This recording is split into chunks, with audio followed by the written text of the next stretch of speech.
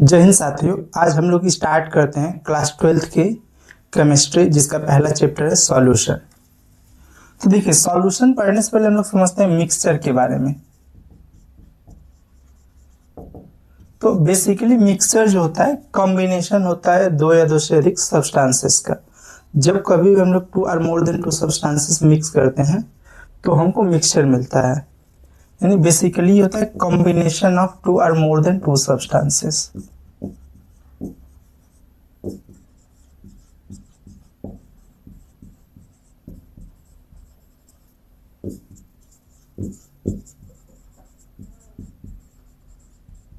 जैसे आप सॉल्ट और वाटर मिक्स कर दीजिए, शुगर और वाटर मिक्स कर दीजिए,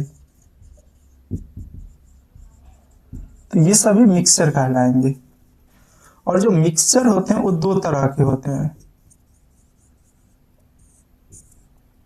एक होता है होमोजीनस मिक्सचर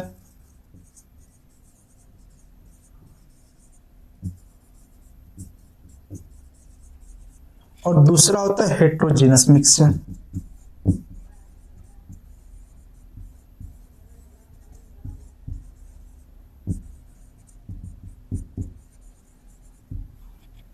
अब होमोजीनस मिक्सचर में क्या होता है कि जब आप कभी भी दो या दो से अधिक सब्सटेंसेस मिलाएंगे तो वे कंप्लीटली एक दूसरे में डिसॉल्व हो जाएंगे। जैसे समझ लीजिए, शुगर और वाटर, तो शुगर वाटर में कंप्लीटली डिसॉल्व हो जाएगा। सॉल्ट और वाटर, तो सॉल्ट वाटर में कंप्लीटली डिसॉल्व हो जाएगा। यानी जो होमोजीनस मिक्सचर होते हैं वो यूनिफॉर्मली डिस्ट्रीब्यूटेड होते हैं across the solution.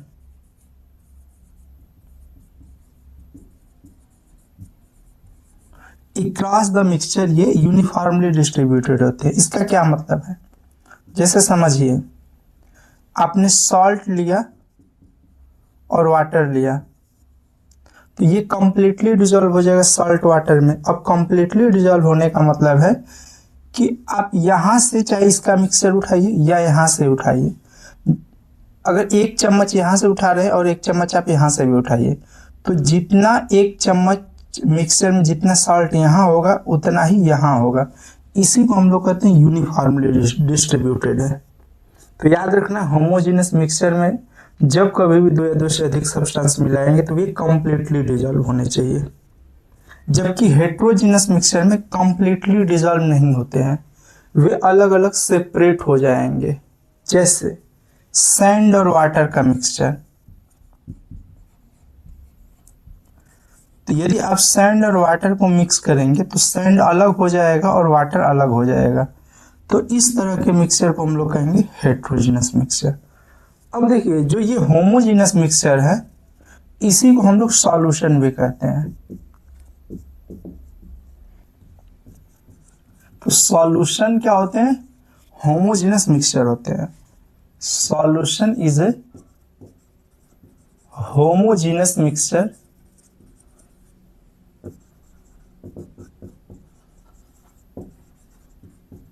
of 2 or more than 2 substances।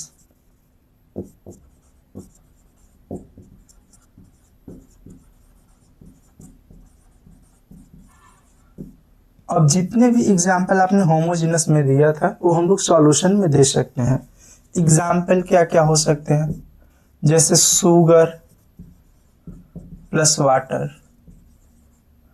Salt plus water,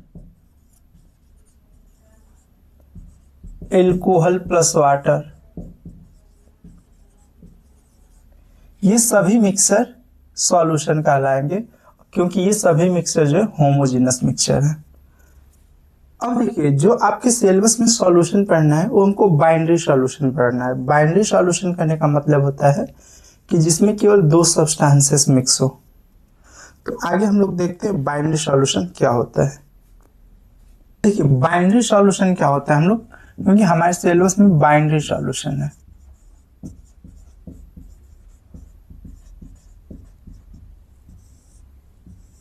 तो देखिए, बाइनरी सॉल्यूशन हम ऐसे सॉल्यूशन को कहते हैं जिसमें केवल 2 कंपोनेंट होने चाहिए। जैसे शुगर और वाटर, तो इसमें केवल दो सब्सटेंसेस है, तो इसको हम लोग कहेंगे बाइनरी सॉल्यूशन, यानी binary solution contain only two substances. Binary solution contain only two component,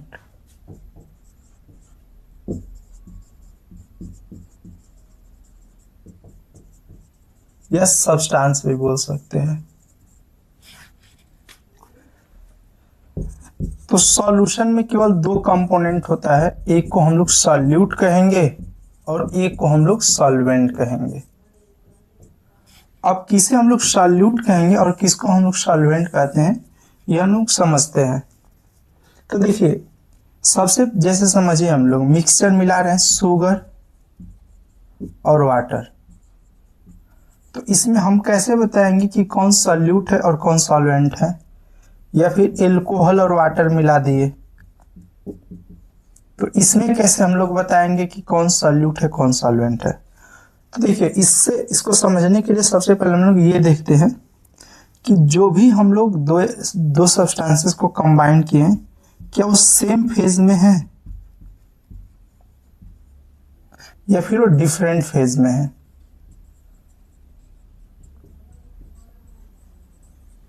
जैसे यहां पर देखिए, एल्कोहल भी लिक्विड फेज में होता है और वाटर भी लिक्विड फेज में होता है, तो ये दोनों सेम फेज में है। जबकि शुगर देखिए सॉलिड फेज में और वाटर लिक्विड फेज में, ये डिफरेंट फेज है। तो पहले हम लोग सेम फेज में देखते हैं। अगर सेम फेज में है तो चेक लेस क्वांटिटी में होगा, उसको हम लोग सॉल्यूट कहेंगे, और जो मोर क्वांटिटी में होगा उसको हम लोग सॉल्वेंट कहेंगे। जैसे समझिए, हमने ले लिया 100 ml एल्कोहल और 200 ml water,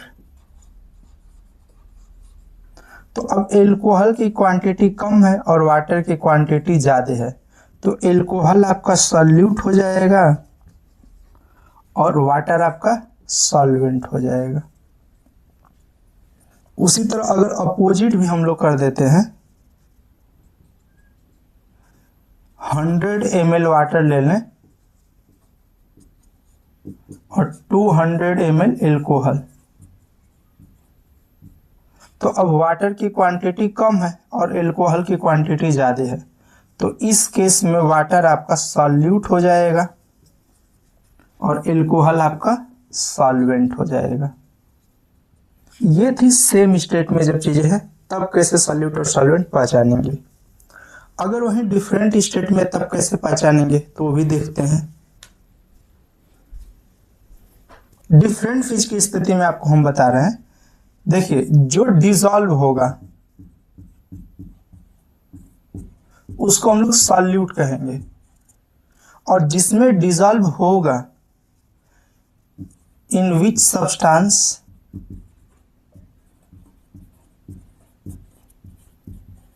solute dissolve called solvent. जैसे समझिए कि शुगर और वाटर हमने लिया है, तो हमें जाहिर सी बात है कि शुगर वाटर में डिसॉल्व होगा, तो जो डिसॉल्व होता है उसको हम लोग सॉल्यूट कहते हैं और जिसमें डिसॉल्व होता है उसको हम लोग सॉल्वेंट कहते हैं।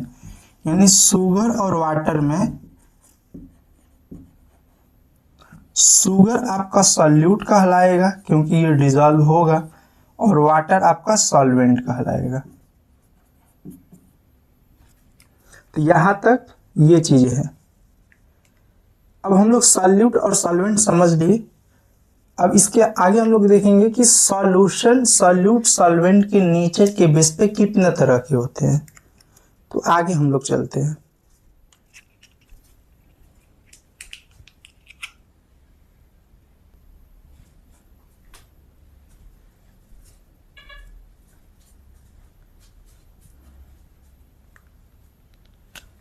अब देखिए, सॉल्यूट और सॉल्वेंट के नेचर के बेसिस पे सॉल्यूशन को हम लोग तीन कैटेगरी में कैटेगराइज करते हैं।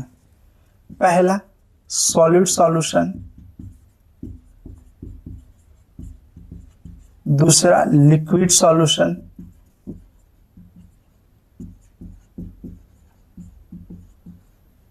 और तीसरा आपका होगा गैसियस सॉल्यूशन।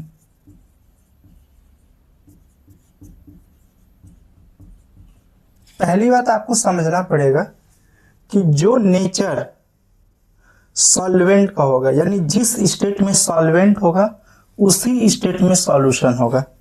यानी हम लोग यहाँ पे समझ सकते हैं कि स्टेट ऑफ सॉल्वेंट इक्वल होता है स्टेट ऑफ सॉल्यूशन के। अगर सॉल्वेंट लिक्विड में है तो सॉल्यूशन भी किस स्टेट में होगा? लिक्विड में होगा। अगर सॉल्वेंट सॉलिड में है तो सॉल्यूशन भी सॉलिड में होगा। अगर सॉल्वेंट गैसियस स्टेट में तो सॉल्यूशन भी गैसियस स्टेट में होगा। तो इस तरह तीन तरीके से हम लोग डिवाइड किए हैं, सॉलिड सॉल्यूशन, लिक्विड सॉल्यूशन और गैसियस सॉल्यूशन। अब सॉलिड सॉल्यूशन कहने का मतलब है कि जो सॉल्यूशन का नेचर है वो सॉलिड है, यानी इसमें जो सॉल्वेंट है वो सॉलिड स्टेट में है। तो सॉल्यूट किस स्टेट में होगा? तो सॉल्यूट जो होगा सॉलिड, लिक्विड, गैस किसी भी स्टेट में हो सकता है। लिक्विड सॉल्यूशन कहने का मतलब है कि जो सॉल्वेंट है वो लिक्विड स्टेट में है। तो सॉल्यूट किस में होंगे? सॉल्यूट अगेन हम बोलेंगे कि सॉलिड, लिक्विड एंड गैस में होगा।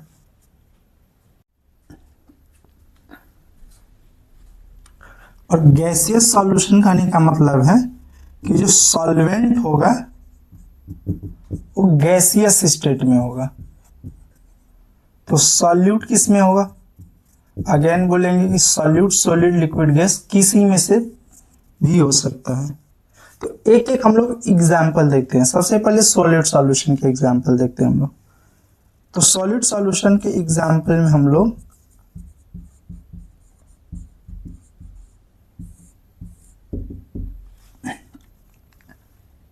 देखिए, सॉलिड सॉल्यूशन का मतलब है कि जो आपको सॉल्वेंट रखना है वो हमेशा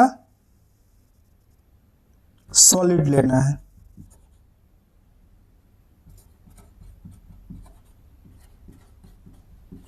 जबकि सॉल्यूट क्या ले सकते हैं? तो सॉल्यूट सॉलिड भी ले सकते हैं, लिक्विड भी ले सकते हैं और गैस भी ले सकते हैं। तो यहाँ पे हम लोग एक एक एग्जाम्पल देखेंगे। देखिए, सॉलिड सॉलिड का एग्जाम्पल बताइए। तो हम लोग एलॉयज दे सकते हैं। लिक्विड सॉलिड का एग्जाम्पल बताइए। एलॉयज जो होते हैं मिक्सचर ऑफ मेटल्स होते हैं, यानी जब दो मेटल्स को मिलाया जाता है तो एलॉयज बनते हैं। लिक्विड सॉलिड का एग्जाम्पल बताइए, लिक्विड इन सॉलिड का। तो इसको हम लोग दे सकते हैं एग्जाम्पल अमलगम।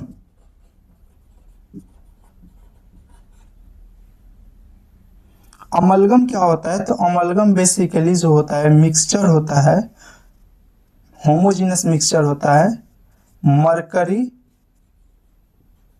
और कोई भी मेटल जैसे एल्यूमिनियम। तो मरकरी जो होता है लिक्विड स्टेट में होता है और मेटल जो होता है सॉलिड में होता है। तो लिक्विड इन सॉलिड हो गया। उसी तरह गैस इन सॉलिड। तो गैस इन सॉलिड को आप लोग लिख सकते हैं H2 और PD।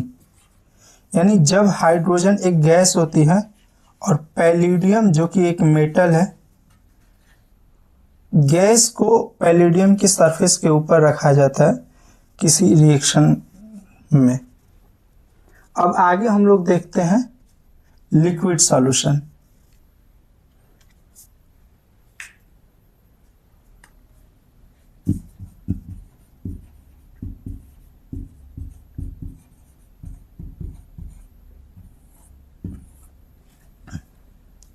तो देखिए, लिक्विड सॉल्यूशन कहने का क्या मतलब है? लिक्विड सॉल्यूशन कहने का मतलब है कि जो सॉल्वेंट लेना है वो लिक्विड स्टेट में होना चाहिए।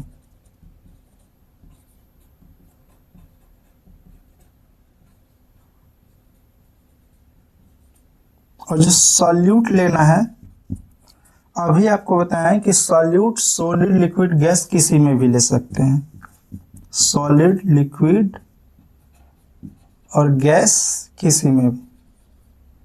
तो सॉलिड एंड लिक्विड के एग्जाम्पल बताइए। तो सॉलिड एंड लिक्विड के एग्जाम्पल आप लोग ले लीजिए, शुगर और वाटर या सॉल्ट और वाटर, ग्लूकोज और वाटर, बहुत सारे हैं। लिक्विड इन लिक्विड के example alcohol plus water, lemon juice plus water. Gas in liquid, तो ऑक्सीजन जो होता है वाटर में डिजॉल्व होता है, तो ये भी जो है होमोजेनस मिक्सचर है। तो ये इसके एग्जाम्पल हो गए। अब एक और बचता है गैसियस सॉल्यूशन, हम लोग उसको देखते हैं।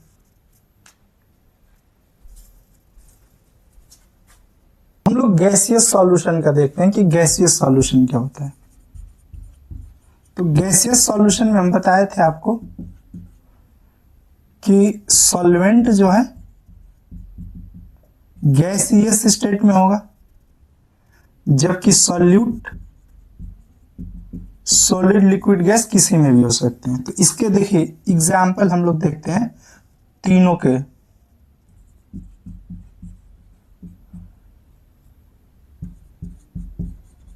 सॉल्वेंट आपको गैस लेना है और सॉल्यूट, सॉलिड, लिक्विड, गैस तीनों में हो सकते हैं।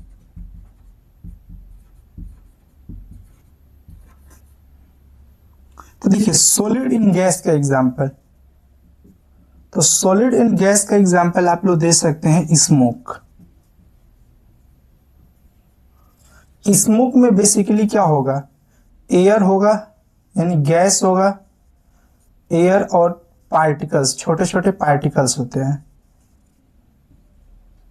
तो देखिए पार्टिकल्स सॉलिड स्टेट में होंगे और एयर यानी गैस स्टेट में होगा।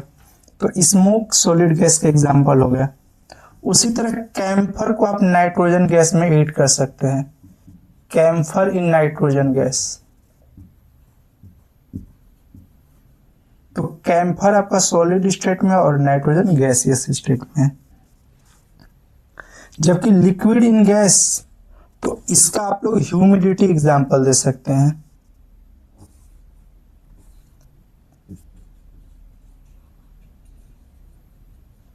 ह्यूमिडिटी में क्या होता है, water plus air, air which is the gas and water which is the liquid. तो liquid in gas, in gas का एग्जांपल आप लोग दे सकते हैं। ऑक्सीजन को सपोज कर लीजिए हीलियम गैस में ऐड कर दिया जाए, तो ये दोनों होमोजेनस मिक्सचर हो जाएंगे। तो ऑक्सीजन प्लस हीलियम आपका गैसियस स्टेट हो जाएगा। तो ये सॉलिड सॉल्यूशन क्या होता है, लिक्विड सॉल्यूशन क्या होता है और गैसियस सॉल्यूशन क्या होता है, हम लोगों ने देखा। इस पर नीट 2025 में क्वेश्चन भी पूछा था, तो क्वेश्चन हम आप लोगों के सामने लिखते हैं, आप लोग बताइए क्या होगा आंसर उसका। देखिए नीट 2025 में एक बार ये क्वेश्चन पूछा था कि match the list 1 with list 2, list 1 को लिस्ट 2 से मैच करना है, और ये ऑप्शन है, इसी में से मैच करना है। तो सबसे पहले हम लोग समझते हैं ह्यूमिडिटी क्या होता है। तो ह्यूमिडिटी जो होता है वाटर और एयर का होमोजेनस मिक्सचर होता है। वाटर लिक्विड स्टेट में है और एयर गैसियस स्टेट में है, यानी लिक्विड इन गैस। एलॉयज क्या होता है, तो मेटल मेटल का मिक्सचर होता है, metal metal metal non metal. तो ये दोनों सॉलिड स्टेट में, यानी solid in solid, solid in solid. Amalgam क्या होता है, तो अमलगम बताएं हम लोग लेक्चर में स्टार्टिंग में कि अमलगम जो होता है मरकरी और एल्यूमिनियम का मिक्सचर होता है। तो मरकरी जो होता है लिक्विड स्टेट में होता है और एल्यूमिनियम सॉलिड स्टेट में, यानी liquid in solid, liquid in solid. Smoke, smoke में कुछ पार्टिकल्स होते हैं प्लस एयर, तो पार्टिकल सॉलिड स्टेट में होंगे और एयर गैसियस स्टेट में, यानी सॉलिड इन गैस। तो मैच कीजिए आंसर। ए का सेकेंड, तो ये तो कैंसिल हो जाएगा। बी का फर्स्ट, तो ये गलत है ये से, तो आंसर विल बी फोर्थ। अब हम लोग इसमें कंसंट्रेशन टर्म के बारे में समझते हैं। अब आगे इसमें हम लोग कंसंट्रेशन टर्म को पढ़ते हैं। तो सबसे पहला कंसंट्रेशन टर्म जो हमको पढ़ना है W/W परसेंटेज, जिसको हम लोग मास परसेंटेज भी कहते हैं, या मास बाय मास परसेंटेज, या वेट परसेंटेज भी कहते हैं। उसके बाद दूसरा जो है V/V परसेंटेज, जिसको वॉल्यूम बाय वॉल्यूम या वॉल्यूम परसेंटेज बोलते हैं।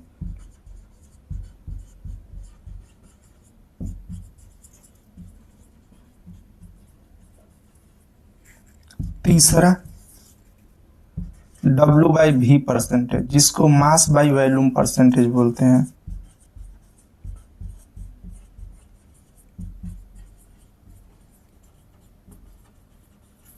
इसके अलावा मोलैरिटी, मोल फ्रैक्शन व पार्ट्स पर मिलियन पढ़ना है। तो सबसे पहले हम इन तीन चीजों को पढ़ते हैं, जिसमें सबसे पहले हम लोग पढ़ते हैं W/W परसेंटेज, यानी मास परसेंटेज। तो ये डिफाइन कैसे किया जाता है, तो डेफिनेशन सबसे पहले देखते हैं। तो it is defined as mass of the component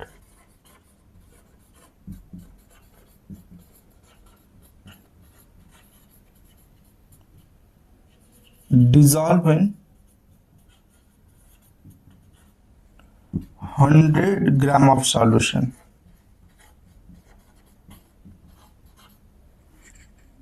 यानी किसी भी 100 ग्राम सॉल्यूशन में जितना किसी सब्सटेंस का मास डिजॉल्व रहेगा वही उसका मास परसेंटेज कहलाएगा। जैसे हम सपोज कर लेते हैं कि 100 ग्राम सॉल्यूशन है, उसमें एक सब्सटेंस ए है जो 20 ग्राम डिजॉल्व है, तो कितना परसेंटेज हो जाएगा, 20% हो जाएगा। यानी हम लोग W/W percentage, mass by mass percentage निकाल सकते हैं।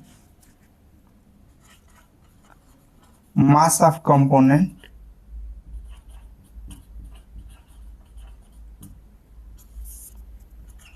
मास ऑफ सॉल्यूशन इनटू में 100। यहां पर याद रखिए मास ऑफ कंपोनेंट सॉल्यूट व सॉल्वेंट दोनों के लिए है। यानी यदि सॉल्यूट का मास परसेंटेज निकालेंगे तो सॉल्यूट का मास रखेंगे, और यदि सॉल्वेंट का मास परसेंटेज निकालेंगे तो सॉल्वेंट का रखेंगे। दूसरा है V/V परसेंटेज। तो इसको डिफाइन कैसे करेंगे, तो it is defined as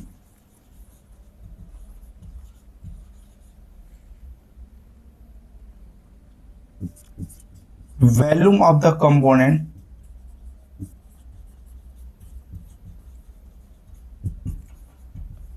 dissolve in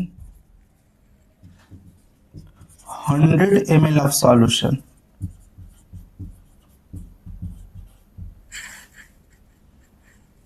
V/V percentage बराबर होता है वॉल्यूम ऑफ द कंपोनेंट, और वॉल्यूम जो लेना है ml में लेना है, अपान में वॉल्यूम ऑफ सॉल्यूशन, और ये भी किस में लेना है, ml में, इनटू में 100।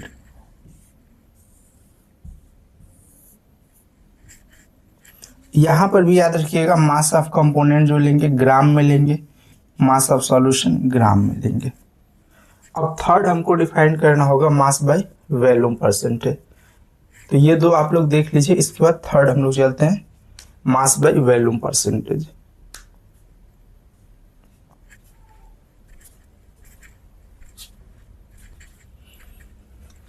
तो तीसरा मास बाय वॉल्यूम परसेंटेज।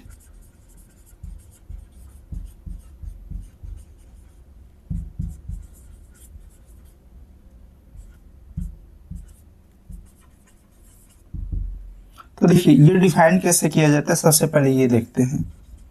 तो it is defined as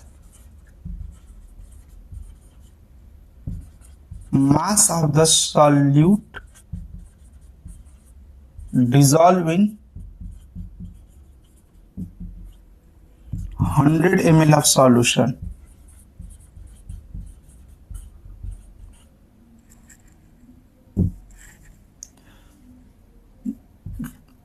W by V percentage equal to होगा mass of the solute in gram upon में वॉल्यूम ऑफ द सॉल्यूशन, और जो सॉल्यूशन का वॉल्यूम लेना हो ml में, इनटू में 100।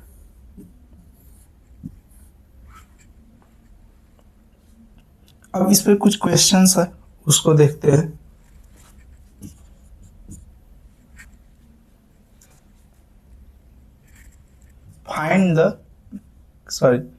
Calculate the mass percentage of benzene and carbon tetrachloride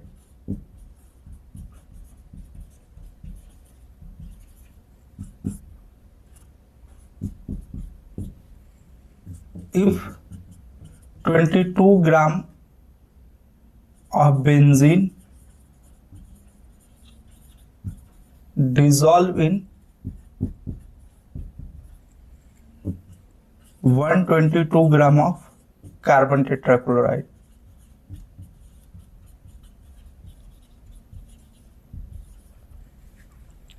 तो देखिए क्वेश्चन में क्या कर रहा है, मास परसेंटेज कैलकुलेट करने के लिए कहा है, किसका, बेंजीन का और कार्बन टेट्राक्लोराइड का, यानी दो चीजें मिक्स है, एक बेंजीन है और एक कार्बन टेट्राक्लोराइड।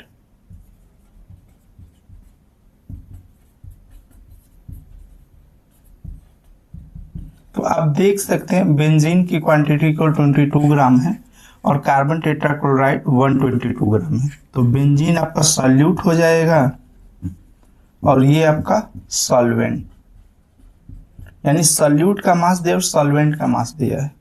तो सॉल्यूशन का मास हम लोग यहां से निकाल सकते हैं। मास ऑफ सॉल्यूशन क्या होगा, mass of solute plus mass of solvent. तो सॉल्यूशन का जो मास हो जाएगा कितना है, 22 ग्राम सॉल्यूट है और 122 gram solvent, which is equal to 144 gram. अब देखिए सॉल्यूशन का मास हमें 144 ग्राम निकल चुका है। आपसे क्या पूछ रहा था, मास परसेंटेज ऑफ बेंजीन। तो आपको पता है कि mass percentage W by W से रिप्रेजेंट करते हैं, और मास परसेंटेज होता है मास ऑफ द कंपोनेंट, यानी यदि हम लोग बेंजीन का निकाल रहे हैं तो मास परसेंटेज ऑफ बेंजीन, तो जिसका निकालते हैं उसका मास ऊपर रखते हैं, mass of benzene mass of solution into में 100 कर देते हैं। तो मास ऑफ बेंजीन कितना है, 22 ग्राम, मास ऑफ सॉल्यूशन 144 इंटू 100। इसको जब सॉल्व करेंगे तो इसका आंसर आएगा 15.28%।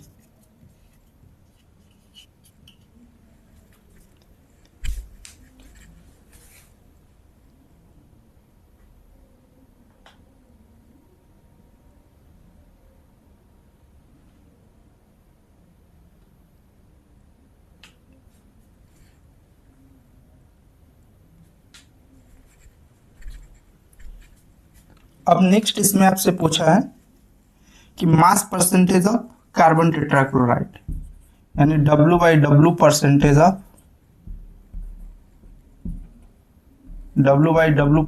Of CCl4 carbon tetrachloride. तो कैसे निकालेंगे, तो जिसका निकालना उसका मास ऊपर रखेंगे, मास ऑफ CCl4 अपन में मास ऑफ सॉल्यूशन N2 में 100 कर देंगे। तो आपको पता है मास ऑफ CCl4 कितना दिया, 122 ग्राम, और मास ऑफ सॉल्यूशन 144 इनटू में 100। जब आप इसको सॉल्व करेंगे तो इसका आंसर आएगा 84.72%, यानी mass percentage of the carbon tetrachloride 84.72 और मास परसेंटेज ऑफ बेंजीन 15.28%। ये इसका आंसर होगा। Thank you class.